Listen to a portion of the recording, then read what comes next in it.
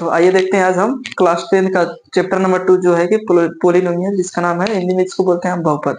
तो बहुपद हम जानने से पहले बहुपद के बारे में जानेंगे। बहुपद के बारे में क्या होता है, बहुपद किसे कहते हैं, बहुपद में क्या क्या आता है, बहुपद के वर्गीकरण क्या होते हैं, बहुपद के प्रकार कितने होते हैं। तो हम इस वीडियो में बात करेंगे बहुपद और बहुपद के मानक रूप के बारे में। बहुपद क्या होता है, बहुपद के मानक रूप क्या होता है और बहुपद के वर्गीकरण। तो सबसे पहले हम बहुपद को देखते हैं। तो बहुपद को जानने से पहले हम जानेंगे चर। क्या? चर, जिसको हम इंग्लिश में बोलते हैं वेरिएबल।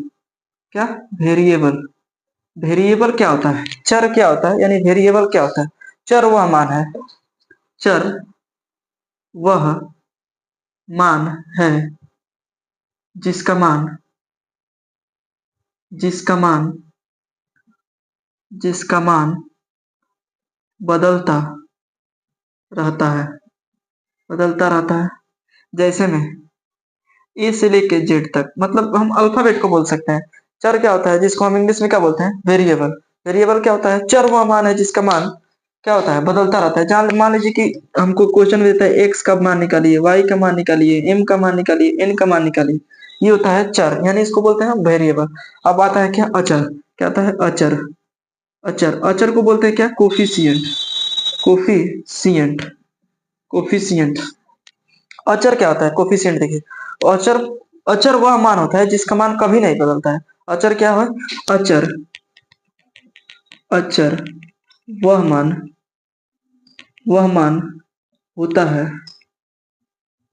जिसका मान, जिसका मान कभी नहीं बदलता है, बदलता है।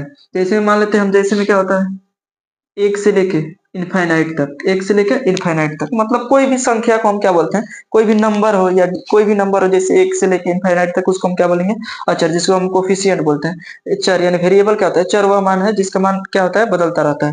जैसे में एक्स वाई जेड, ए से लेके जेड तक। अब देखिए, चर और अचर दोनों अब क्या होता है, हमको बहुपद बताते हैं। बहुपद क्या होता है, बहुपद ये होता है, इसको बिठाते हैं। बहुपद, बहुपद ये होता है कि बहुपद को देख लिया, चर और अचर। बहुपद वो होता है जिसमें चर और अचर दोनों आते हैं, और जिसमें धन और ऋणात्मक पूर्णांक दोनों आते हैं, उसको हम क्या बोलते हैं, बहुपद। तो बहुपद को हम देखते हैं, इसको उठाते हैं, देख लीजिएगा, चर और अचर है ये हो गया चर और अचर। अब आइए देखते हैं हम बहुपद। क्या? बहुपद।